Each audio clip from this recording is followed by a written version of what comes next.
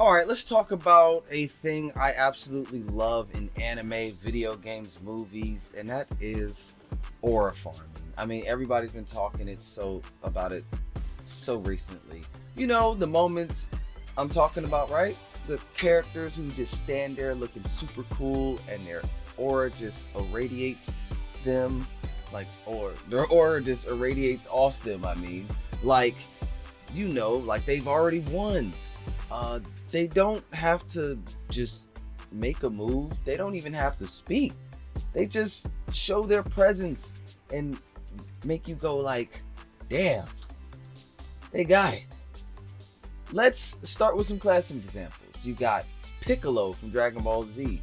Hell, Vegeta does this thing on Dragon Ball Z. I mean, just about anybody from Dragon Ball aura farms from time to time.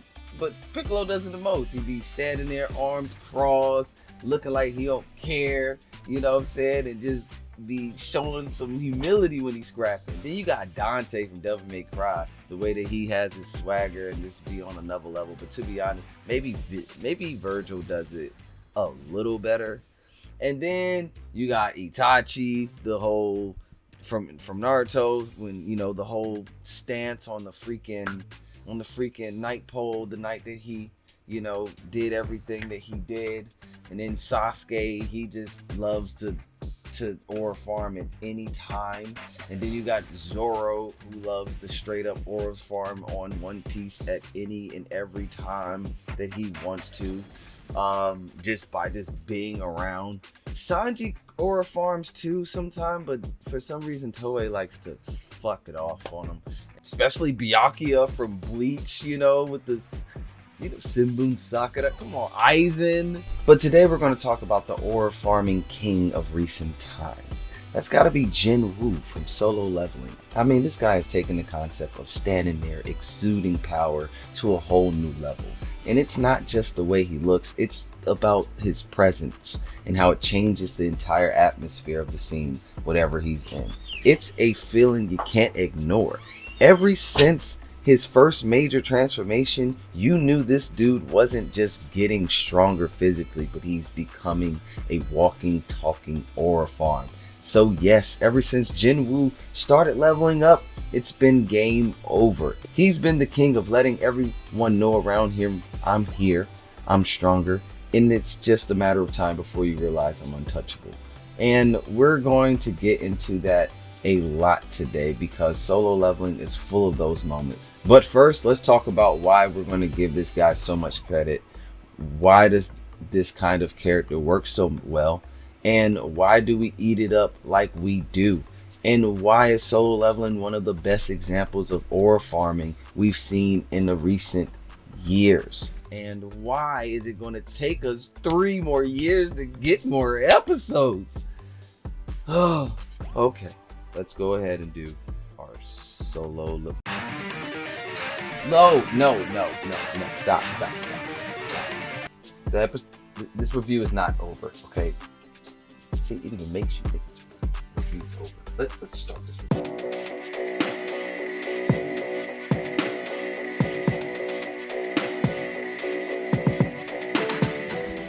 Solo Leveling, aka Only I Level Up, is a South Korean portal fantasy web novel created by Shugam.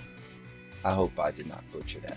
It was first serialized on Kakao Page, the digital platform for comics and fiction, on July 25th, 2016, and later published by D&C Media under their Pariahs label on November 4th, 2016. Illustrated by Jang Young Rock, also known as Dubu, kicked off in March 8, 2018. It rapidly became a global hit thanks to its full color artwork and fast-paced action. The series concluded in December 2021 after 179 chapters and 14 volumes. Tragically, Dubu passed away in 2022, but his incredible work on Solo Leveling remains as an unforgettable legacy. The unique thing about manga is its color format and traditional release structure. Unlike manga, which mostly comes in black and white, and runs continuously. Manga like Solo Leveling is episodic and breaks between seasons. Okay, major spoilers for those who aren't caught up with the manga of Solo Leveling and you're just anime only and stuff like that. But if you don't care, you know, you can watch. But if you do, then you might want to just skip to plot. You might want to skip to plot. I got them all labeled out, so you can skip to plot, all right? This is your chance, okay? 3, 2, 1. I warned you. But Solo Leveling didn't stop there. After Jinwoo's story concluded, the universe expanded with the sequel Solo Leveling Ragnarok, where the shift focuses on Jinwoo's son, Sun Shuho. This ongoing sequel continues to captivate readers. Now, let's talk about A1 Pictures, the studio behind the anime adaptation of Solo Leveling, released in 2024. A1 Pictures is one of the biggest and most influential anime studios, known for its high-quality animation and storytelling. Some of the biggest hits include Black Butler, Fairy Tail, Blue Exorcist, Ace Attorney series, The Seven Deadly Sins, Signs of the Holy War, though we love the studio and this one's more of a hit or miss, so we won't be giving too much points for that. But they have a few series, other ones like the Fate series, including Fate Zero, Fate Night Stay, Unlimited Blade, Works. These shows, just like Solo Leveling, showcase A1's commitment to their top-tier animation, character designs, and vibrant worlds. With Solo Leveling, the studio brings its signature style, especially in the action-packed sequences and breathtaking visuals, elevating the source material to a whole nother level.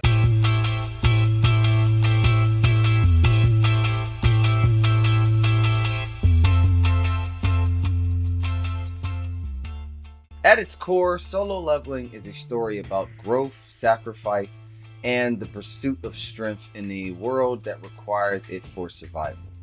Follow Sung Jinwoo, a low-ranking hunter in a world where people with supernatural abilities known as hunters are tasked with clearing dungeons filled with monsters. These dungeons appear at random and the rewards are massive for those who succeed. But for Jinwoo, he's always been the weakest of the hunters, barely scraping by and often being ridiculed by his peers. That is until one fateful dungeon raid goes horribly wrong, leaving Jinwoo and his party trapped inside an S-rank dungeon, one of the most dangerous types that they have. While his party is killed off by the dungeon's monster, Jinwoo is faced to make a choice: sacrifice or be selfish. And he doesn't do that.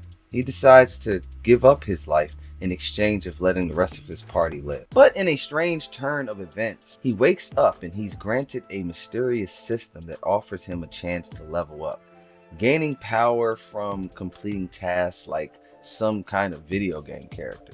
This is where his journey truly begins. The message behind Solo Leveling speaks to the idea of overcoming insurmountable odds and self-sacrifice. Jinwoo, having started from literally nothing, is faced with a choice that could either cost him his life or change the course of his destiny. He chooses to sacrifice himself, not just for power, but for a sense of purpose, you could say, wanting to help his sick mother and take control of his own life, like anyone would want power for.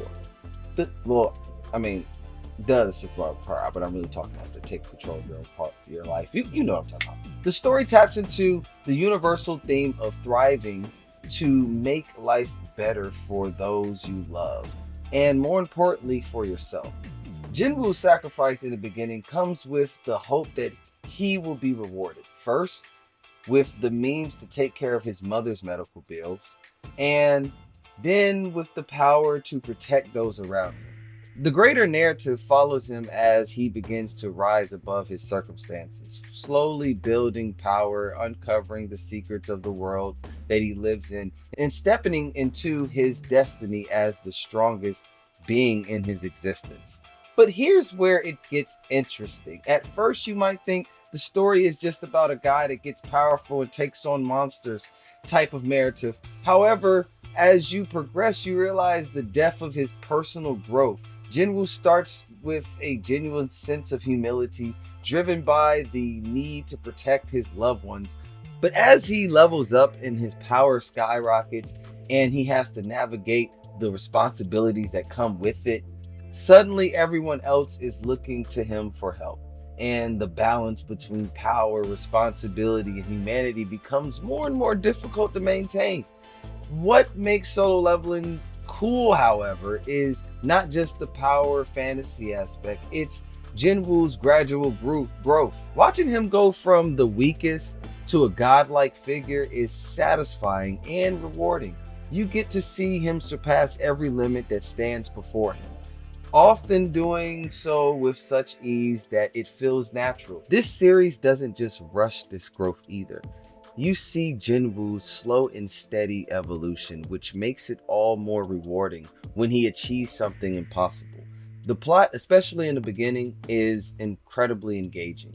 You're drawn in right away by Jinwoo's struggles, his deep desire to help his family, the self-doubt he feels, and sheer willpower he has to survive. It's those human emotions that make the audience root for him, even though he becomes this overpowering force. His determination and selfishness drive his action early on, and as the studio unfolds, you're constantly wondering, what's next? How far can he go? This constant question of what's next is what makes the plot so compelling. After Jinwoo gains his power, you're left questioning how he'll use it to achieve the very goals that that first drove him, making his mother better, ensuring financial stability, and eventually tackling the mystery of the dungeons and the system that has chosen him. Along the way, you realize it's not just about the physical battles and superpowers, but what Jinwoo can achieve with the resources he's been given, and the impact his decisions will have on those around him. Why, in the end of the day, I give the plot of Solo Leveling a 1.8 out of 3. It draws you in for sure, with a compelling start and solid emotional stakes. But once Jinwoo actually levels up, the story starts to be on some One Punch Man stuff, man. Like, real. It's just about, hey, the next fight. It, like, what people used to say Dragon Ball Z was about.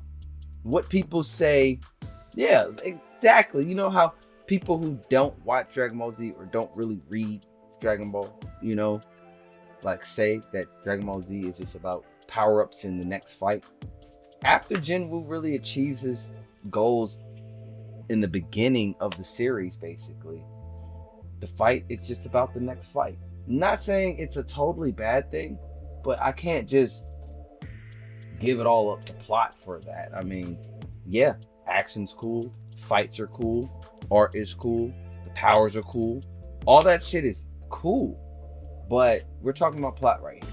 And if the plot starts to wither out just because we kind of reached our goals early, I mean, I feel like it's more of a complex. I feel like it's either you complete your goals early in a story and then things get boring after, or you make a goal in the beginning of the story that gives you the climax, like being Hokage, becoming the Wizard King, finding the One Piece, which can also give more depth to your show and series and world building and character development, because you're just going after something that's a grand adventure and a long-term goal. especially if you want to make this your series a long-term series. But yeah, achieving your goals, season 2. That's wild. That, like, what are you gonna do after? You know, like, why do you think most people who achieve their most animes that achieve their goals, they get a little boring a little after? Because it's like, what now? You know, it should have only got a couple epilogue episodes and then closed on out, right? But yeah, 1.8, guys.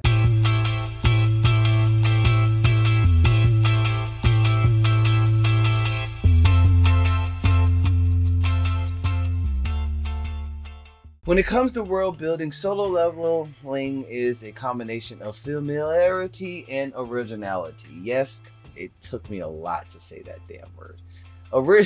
Creating a captivating experience. The world is centered around hunters, people who possess abilities that help them navigate the dangerous world of dungeons and monsters. These hunters are divided into different classes, each specializing in their own type of power.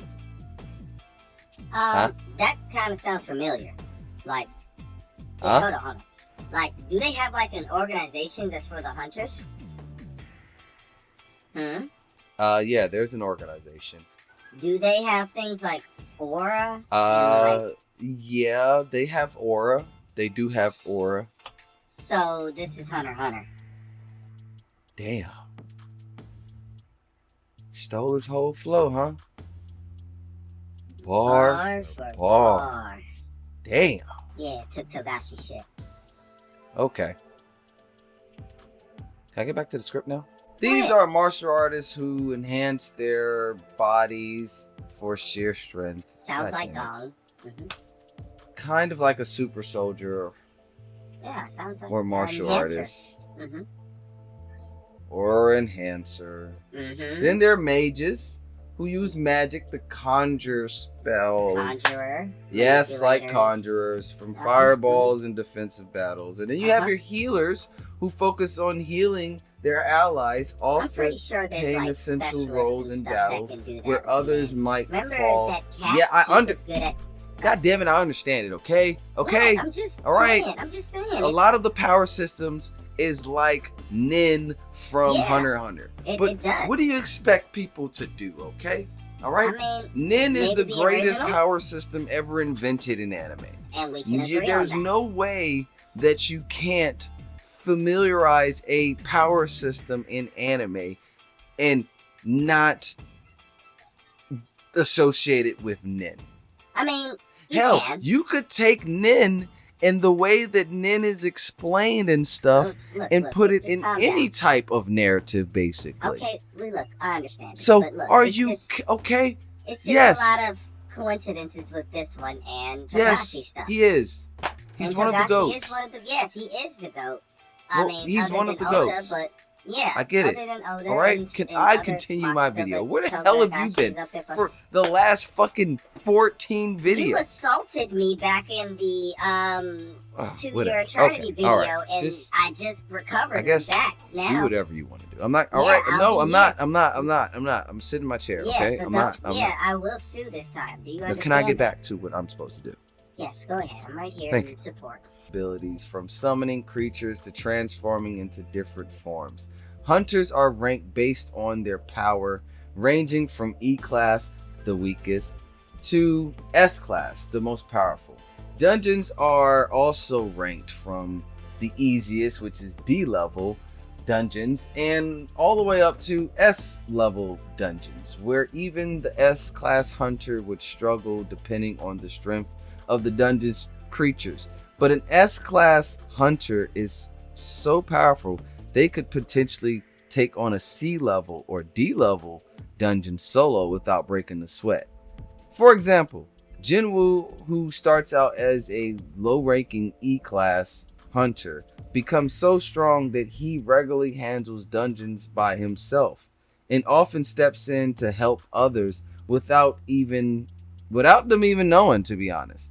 The ranking system is a clear sense of power and progression, where Jinwoo's growth is thrilling to watch as he rises above everyone else. Now this is where the mystery and intrigue really kick in. The dungeons themselves are a huge enigma. Why are these dungeons appearing in the real world? And more importantly, what's behind them? Why are these creatures often terrifying and powerful, bent on attacking humans? And the dungeons seem to be tied to something much bigger, especially with the introduction of the double dungeon. The event, which is central to the plot, brings up a lot of unanswered questions. Why does it exist? What's the significance of it? And how is it connected to everything that's happening with the dungeons? And why do certain creatures exhibit strange behaviors like glitching when humans come close to uncovering the truth about the dungeons?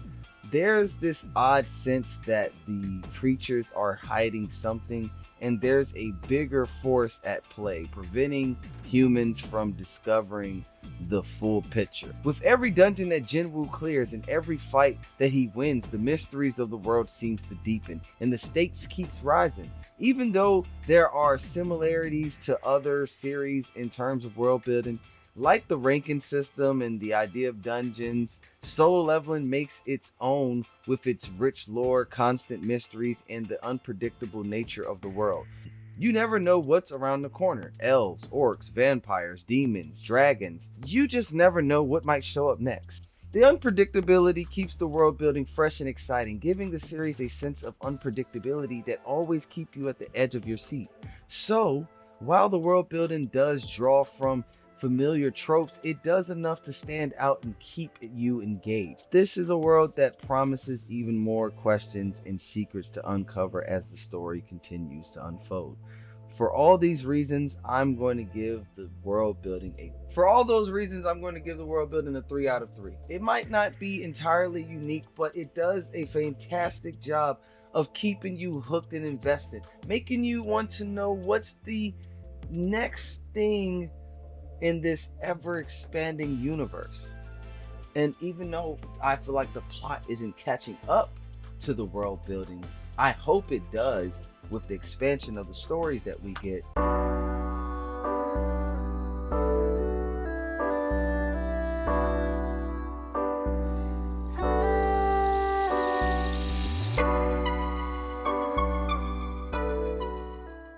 Let's talk about character development in Solo Leveling. And let's be honest, this category isn't flexing as hard as the rest. Now, don't get me wrong, Jinwoo, he's the man. He's him. From getting washed by low-level dungeon mobs to becoming a one-man raid party, his transformation is the heart of the story. It's satisfying, it's intense, and it's definitely enough to make you scream level up, like you finished a 2-hour gym session. His growth is basically an emotional speech with abs. But once you zoom out past Jinwoo, things start to fall apart a bit. Most side characters feel like they're just there to react to Jinwoo's greatness. Wow, he's so strong. Wow, he's even stronger. Wait, how is he this strong? And I'm like, bro, don't y'all got your own arcs? Like, even the more interesting figures, such as Cha and Jinwoo's own guild members, barely get the time to feel like they're real people. There's potential there, but the anime kind of glosses over it in favor for more cool shots of Jinwoo looking edgy with shadows behind him. And hey, I get it. It's power fantasy. When the only person really evolving is the main character, the story can start to feel a little one-dimensional. And that is why I'm going to give the character development a 1.6 out of 3. It's still early in out of these 2 seasons, and even though we won't be getting nothing for a while, and even though I'm a former, I read the manga, I'm not going to talk about that now though. I feel like it still gives us a little bit more time to get more on the character development, but right now it seems like it's not what's on the strong side. It's there, but it's not what you came to watch Solo Leveling for.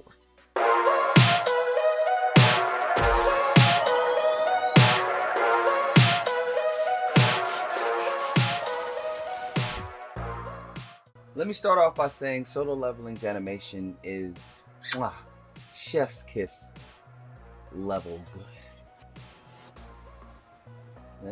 Okay, whatever. Seriously, it's probably one of the best I've ever seen in years. And trust me, this year's had some competition. You had Sakamoto Days, Don Da Don, Free Ren,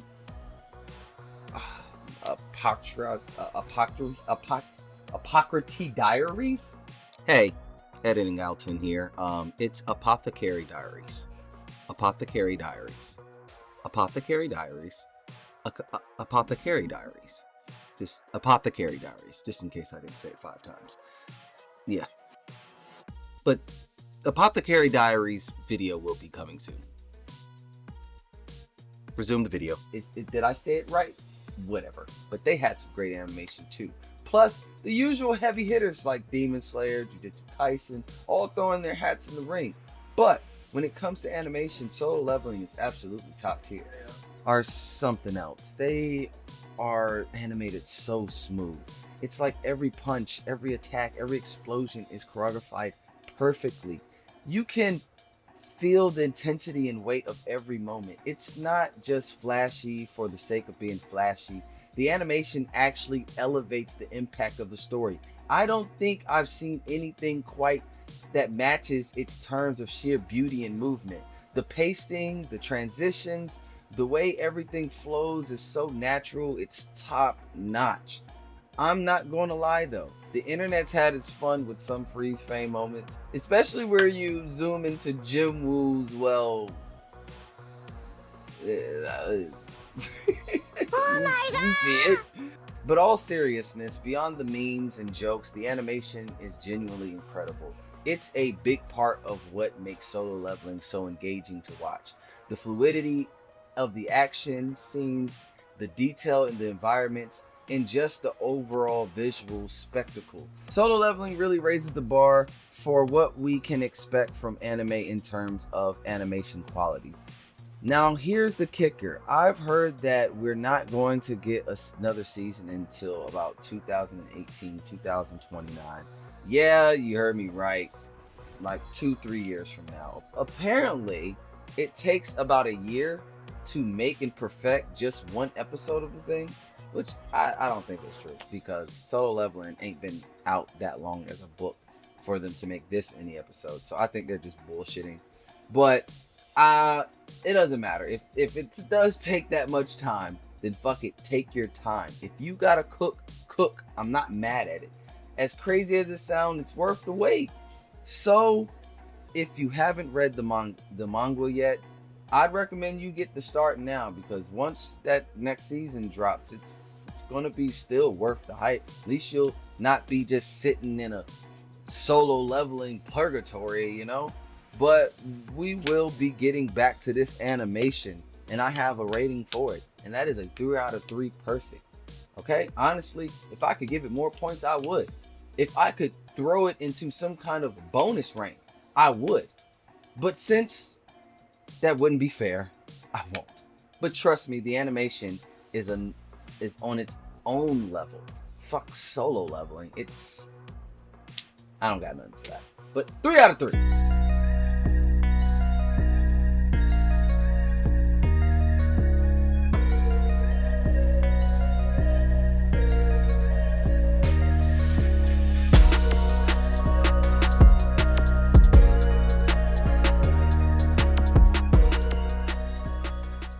Alright, bonus round. And this is all about those legendary outros that leave you hanging on the edge of your seat. Solo Leveling has mastered the art of the cliffhanger, where we just think we just hit the peak of excitement of the episode and we're ready to see the next scene.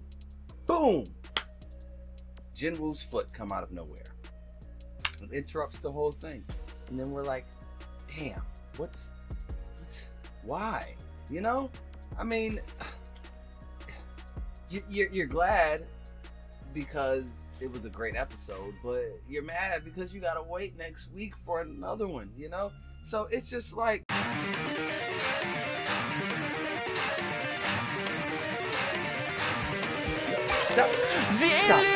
Stop that, okay? Let me finish my bonus round. God damn. All right. It's the kind of outro that makes you simultaneously mad and impressive. It's rare to find an anime that does it so well, but only recent contender I can think of that hits in a level like this is Kaiju number 8.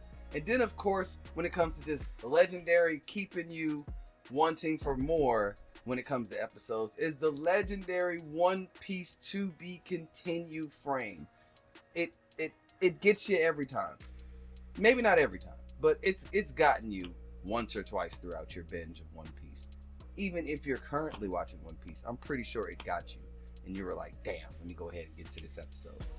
But just for that, it always, and that I would say it's one of the greatest anime tropes that's hung around for decades. And just for it giving you that wanting more type of outro, basically cliffhanger mastery, I'm going to give it a bonus 0.5 points.